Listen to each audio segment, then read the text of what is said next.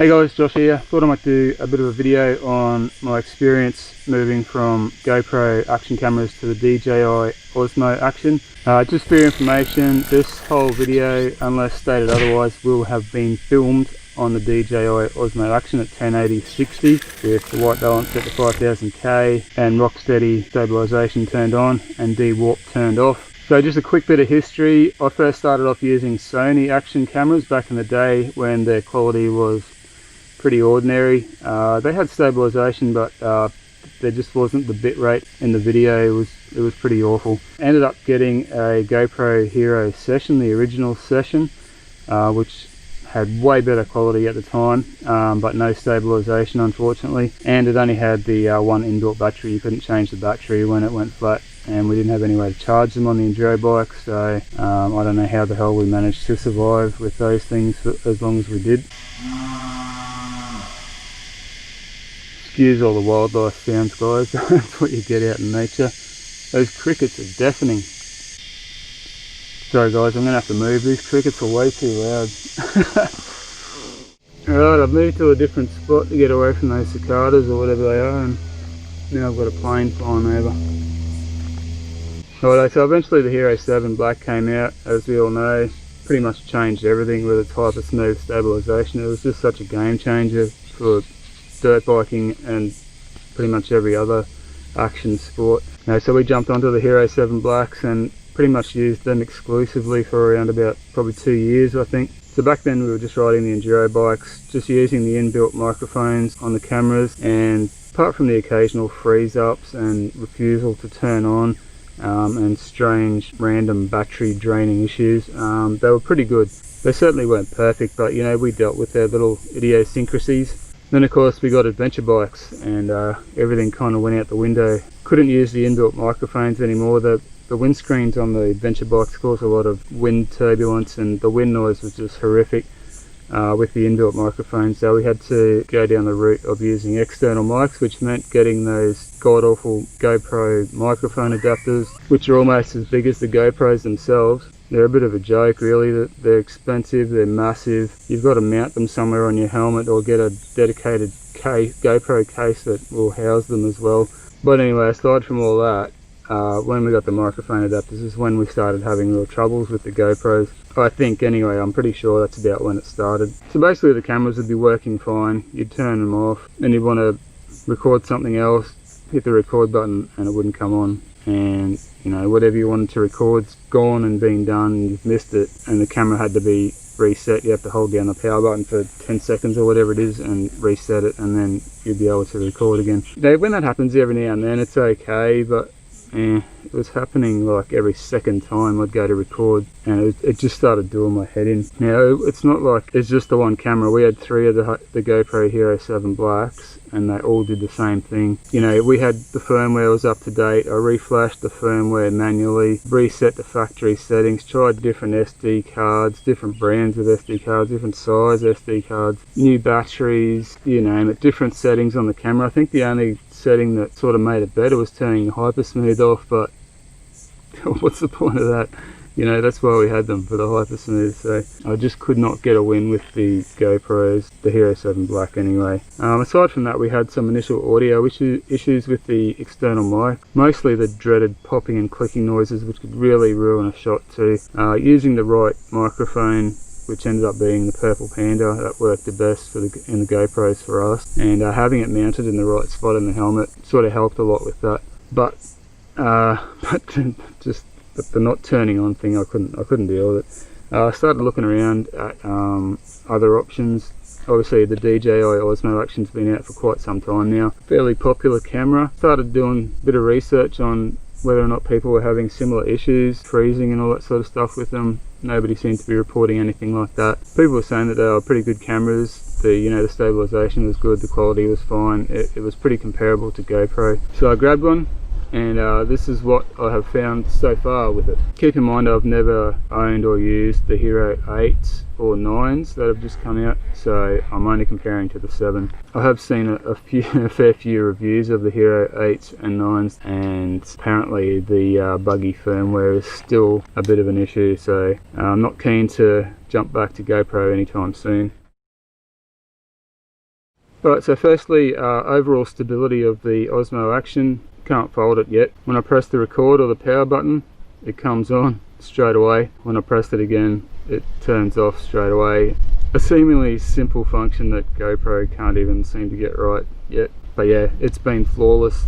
It hasn't jammed up on me once yet. I've actually got 2 of them now and they're both great. Alright, video. Stabilization. I think that the Rocksteady, which is the DJI's stabilization, I think it's just as good as the GoPro Hero 7 Black's hyper smooth. Except when it comes to low light situations. I think the DJI does seem to struggle a little bit more in the low light than the Hero 7 Black did. It's not a big deal, but when we're in amongst the single track in the trees, you can see stuff's a little bit glitchy. But yeah, it's not a big deal. But a big thing that a lot of people complain about is the Osmo doesn't have as wide of a view angle as the GoPro does. That is true. The Osmo does have a nice wide angle if you turn off Rocksteady, the stabilization, but I mean, there's no point in that. That's useless to me. The GoPro wide angle is probably a bit more immersive. Overall, it's probably better, but the drawbacks to it are obviously, as we all know, it flattens out the hills. You can be doing a massive hill climb, and on the wide angle, it looks like an ant hill. And also, things that are a bit further away look really small on the wide angle compared to a narrower field of view. So there is those things to consider. Like, yeah, the Osmo isn't as wide, but I feel personally that it's wide enough. You know, it's just a matter of personal taste there. You can see a good example of that here. I've got both the cameras together, shooting from the same perspective, and you can see obviously on the GoPro you can see a lot more of the bike, handlebars and everything. There's a lot more jammed into that frame than there is on the Osmo. So that's with both cameras at 1080p 60 with stabilization turned on. Alright, in my opinion, the GoPro footage straight out of the camera is much nicer than the DJI Osmo. It's got more contrast, more saturation. It just looks better straight out of the camera. In my opinion, a lot of people prefer the flatter look of the DJI, but you know, that's personal taste, and it is very easy to add a bit of contrast and saturation in post-processing. It's a couple of extra clicks during editing, which isn't a big deal, but that is something to be aware of. So again, here's some side-by-side footage from both cameras, both from the same perspective, both straight out of camera. The GoPro's on GoPro color, the DJI is set to standard color, and both with the white balance set to around about 5000K. Definitely much more colour and contrast coming out of the GoPro, but just chuck a tiny bit of colour grading onto the DJI footage and it's pretty comparable.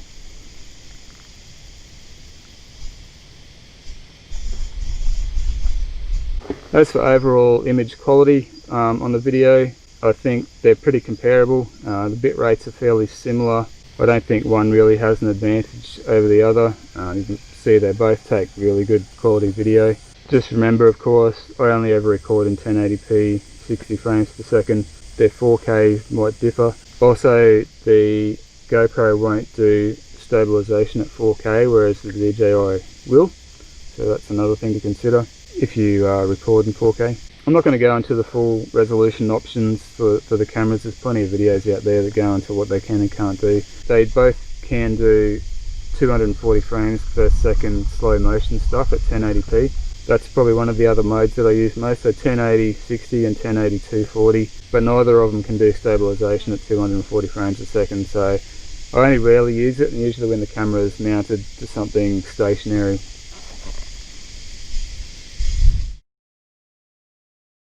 Okay, audio. Now the audio was one thing that I initially had probably the most trouble with the Osmo when I first got it, but the mic adapter for the Osmo is freaking awesome compared to the stupid big GoPro one. It's actually a tiny little thing that plugs straight into the side of the camera. You don't need to mount it separately or anything like that. It's tiny, it's small, it's lightweight, it's unobtrusive, and it works pretty well. So the Purple Panda microphone that worked the best with the GoPro was useless with the Osmo, unfortunately. It's way too hot, apparently is the lingo for too loud. So basically, if there was any wind noise, which there is inside a helmet, the audio was just blown to shit out, really distorted and just loud as hell with that microphone, so I had to find another option. Now just remember, most microphones, if you're not dealing with wind noise in helmets and stuff like that, like for example right now I'm using the Purple Panda to record this video. That's my little vlog setup there. Pretty much any microphone will work just fine in normal situations like this, but just when you've got that heaps of wind noise factor, yeah, that's when it all falls apart. So after testing a whole bunch of different mics and different mic locations in the helmet, the solution that I've found so far, which seems to be working pretty well, is the Drift HD microphone. That specific mic seems to work pretty well with this camera, and I have it mounted just behind the cheek pad in the helmet, and it's pretty good. It's the best that I've found so far. Here's a little bit of a demo of how it sounds. Alright, this is how the audio sounds. DJI Osmo on the trails with the visor open. Alright guys, cruising along at about 60 kilometers an hour with the visor open. Okay, that's 60 kilometers an hour with the visor closed. Oh, more like 70. Alright, this is about 100 kilometers an hour with the visor closed. I don't generally ride at this speed with the visor open, but I'll give it a quick test anyway, see how it sounds. Right, that's with the visor open, guys. Pretty bloody windy. Hopefully you can hear me a little bit at least. Yeah, that mic is good. It's not perfect, but nothing is going to be perfect when you're trying to record voice inside a noisy helmet doing 100 kilometers an hour on the freeway. When it comes to the Osmo's inbuilt microphones, they do a really good job of cutting out the wind noise when you're riding, but I think that overall the audio quality from those inbuilt mics isn't quite up to the standard of the GoPro. It's good enough for what it is, but it's not great. Alright, other stuff. Both of the cameras have a removable lens cover, so that's good. If you crack a lens cover, you can replace it quite easily and fairly cheaply. I find the menu navigation system on the DJI to be better than the GoPro. It just seems more intuitive. It's easier to get to what you want to do, and also it's a bigger touchscreen and it's definitely way more responsive than the GoPro. Both these cameras have one touch record, so you don't have to turn the camera on separately and then press the record button. You can just hit that record button and it'll turn on and start recording. Another thing I like about the Osmo is I can set the LCD screen on the back to stay on the whole time that the camera's recording. So obviously it does use more battery, but it's handy for idiots like me that forget to turn the camera off and leave it recording when I'm sitting there picking my nose for 20 minutes or whatever. And you know, that chews through a lot of battery and SD cards. So if the screen's on, at least I know I'll look down, oh yeah, okay, it's recording, turn it off. So that's especially handy for when I'm on the adventure bike and I've got a charger that I can use. So what I do is I charge on the go, so I never have to change the battery out. Big thanks to Dave for that little tip. So you can actually plug in a USB charge cord to the microphone adapter and that will charge the camera on the go. Works really well. I recommend getting a magnetic phone charger cord because if you forget to unplug it before you jump off the bike or whatever, you're going to rip something out, break something. With the magnetic cord it just pops off, so it's really handy, and they're quite cheap. They're like $10 or something on eBay, those magnetic charge cords. I do find that they pop off quite a bit if I'm riding the gnarly stuff and shaking around the bike a fair bit, but cruising down the road, no worries. Stick it on with the little magnetic thing and she charges up pretty quick.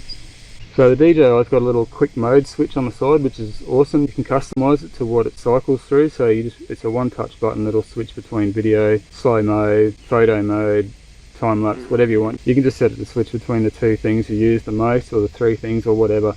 I've got about 4 or 5 things there that I use rarely. Mostly I use video and time lapse occasionally, but it's a nice little feature. Another thing to note, when I was doing time lapses with the GoPro, I always used to use time lapse photo mode, so that just snaps a whole bunch of sequential high resolution photos. When you go to edit it, you've got to put them all together into a video file, which is an extra step. It's a bit of a pain in the ass, but it was good in that you could save whichever photo out of that series that you wanted to. You know, if there was a couple of good shots in there, you could save them as photos. With the DJI, it's time lapse turns it straight into a video file, which is easier to edit, but you don't get those separate photos. You can take screenshots of the video file, but I don't think they're as good as the photos. But just a small thing. Alright, so the Osmo camera can't record HEVC codec either, which is a lot more of an efficient sort of storage technology. It uses up a lot less SD card space than AVC.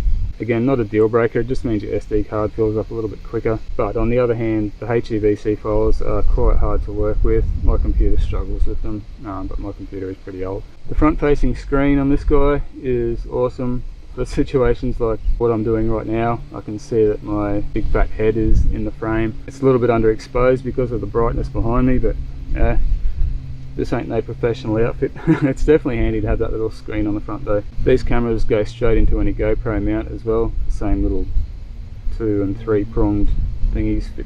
So we didn't have to change anything on our helmets to mount these cameras after taking off the GoPros. It was a plug and play fit. Battery life so far I've found is pretty comparable with the cameras. I'm pretty happy to get an hour out of either one. That's with the screen on the DJI too. You get about an hour. Anything over that is a bonus. GoPro's around about the same. A couple of quick tips guys just before I wrap this up. Stick something over the screen, the little screen on the front. I've just put some clear plastic over it, which obviously enables you to still be able to use that screen, but gives it a bit of protection from rocks and stuff. If you crack a lens cap, you can replace it. If you crack that LCD screen, you're pretty well screwed. The camera's not going to be waterproof anymore. It may not even work properly anymore, and you won't be able to use that screen anymore. So stick something over it.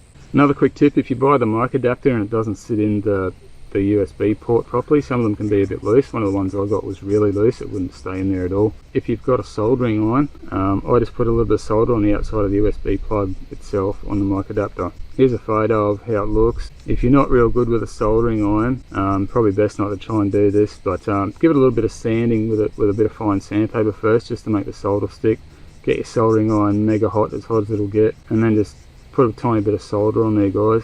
Try and make it nice and smooth, and that'll just build the metal up a little bit and it'll sit in the port nice and tight. If it's too tight, you want to get a file and just take a little bit of that solder off. There's probably other ways to make it stay in there. I've seen guys using rubber bands and stuff around the whole camera to hold that mic adapter in there, but this way it works for me. I've done it with both of our mic adapters now, and they sit in there as tight as you'd like. They're beautiful, they're not falling out anytime soon. Anyway guys, it's time to wrap this up. I've talked long enough, my voice is starting to go. I'll catch you guys on the next video. Thanks for watching, cheers.